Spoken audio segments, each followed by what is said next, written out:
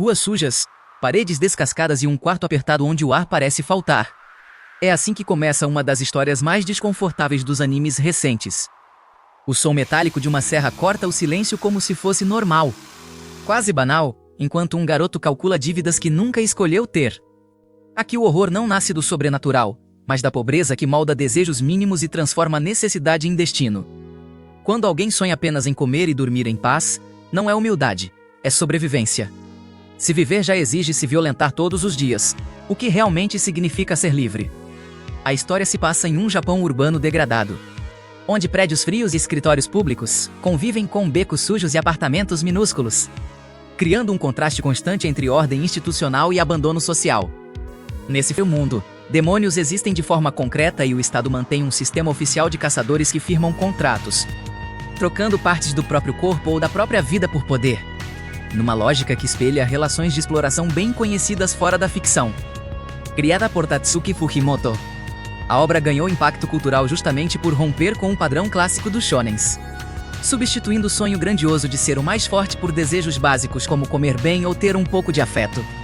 Em vez de prometer ascensão heróica, a narrativa mergulha na precariedade, mostrando um protagonista que herda dívidas, aceita trabalhos degradantes e internaliza a escassez como identidade.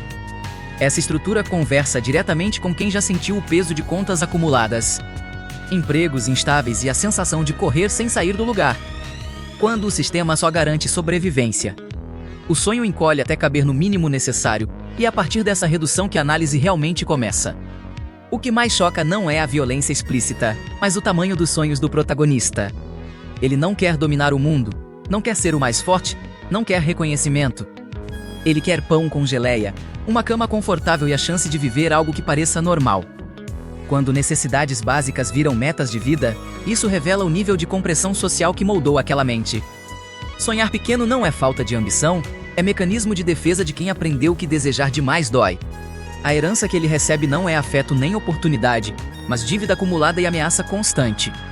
Desde cedo ele entende que sua existência tem preço e que seu corpo pode ser moeda de troca.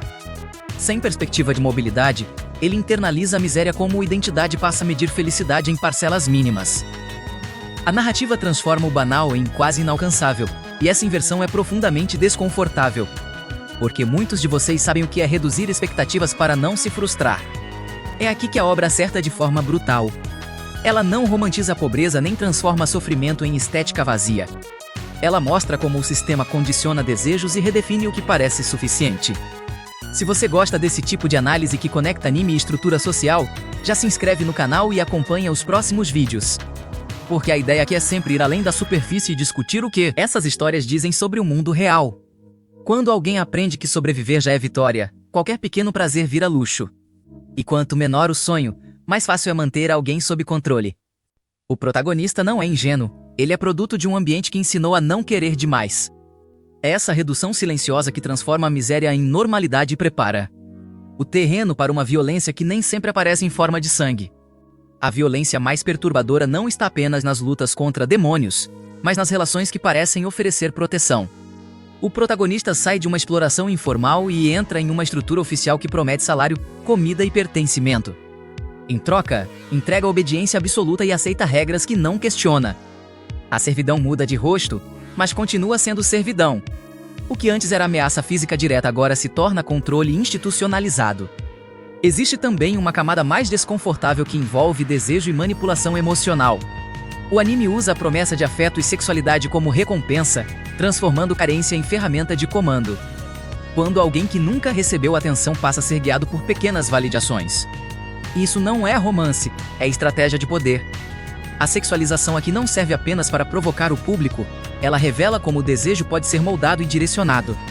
O corpo deixa de ser apenas arma e vira também moeda simbólica. Essa dinâmica amplia o debate sobre liberdade e autonomia. Ele acredita que fez uma escolha, mas suas opções sempre foram limitadas. Entre morrer anônimo ou servir oficialmente, a decisão parece livre, mas nasce da ausência de alternativas reais. A violência mais devastadora não grita, ela organiza, seduz e recompensa. E quando o controle vem acompanhado de conforto mínimo. Questionar se torna um luxo perigoso para quem passou a vida apenas tentando sobreviver. No fim, a pergunta continua ecoando. Se sobreviver já exige concessões constantes, até que ponto existe escolha real? A história mostra que a violência não está só na lâmina ou no sangue, mas nas estruturas que moldam desejos e limitam horizontes. Não é apenas física, é social e simbólica, e por isso é mais difícil de enxergar. Quando alguém aprende a agradecer pelo mínimo, o sistema já venceu uma parte da batalha. Isso cria um paralelo direto com o vídeo anterior sobre Jujutsu Kaisen. Lá, o sofrimento coletivo se materializa em maldições que ganham forma e atacam. Aqui, o sofrimento se internaliza e molda identidades antes mesmo da primeira luta. Em ambos os casos, o sistema produz monstros, mas por caminhos diferentes e igualmente desconfortáveis. A diferença é que, às vezes, o monstro não tem presas visíveis, apenas contratos e promessas. Agora eu quero saber de você. O protagonista é realmente livre ou apenas trocou de prisão? Comenta aqui embaixo a sua leitura e, se ainda não viu a análise anterior, entra no canal e assiste depois desse vídeo, porque juntos eles mostram um retrato mais completo de como esses animes falam sobre poder, exploração e responsabilidade coletiva.